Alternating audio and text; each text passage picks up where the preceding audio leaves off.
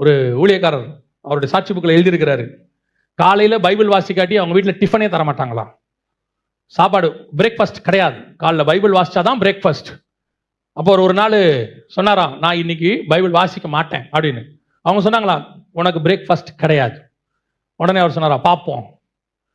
மத்தியானம் வரைக்கும் வாசிக்கலையாம், மத்தியானம் சாப்பாடும் கிடையாது. சாயங்காலம் வரைக்கும் பைபிள் வாசிக்கலையாம், அவங்க அம்மா சொன்னாங்களா, நைட்டும் சாப்பாடு கிடையாது. அப்புறம் கேட்டாராம், உங்களுக்கு என்ன விட பைபிள் தான் முக்கியமா? அவங்க சொன்னாங்களா, நீ பைபிள் வாசிச்சா தருவேன், இல்லைன்னா தரமாட்டேன்.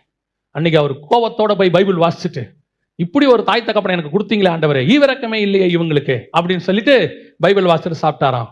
ஆனால் ஒரு நாள் வந்தது, அவருடைய சாட்சி புக்கில் எழுதுறாரு, அன்றைக்கு என் தாய் தகப்பன் கர்த்தருக்குள் என்னை பைபிள் வாசிக்கிறதிலும் ஜெபத்திலும் நடத்தினது இன்று என்னை கொண்டு வந்து ஊழியக்காரனாய் நிறுத்தி இருக்கிறது.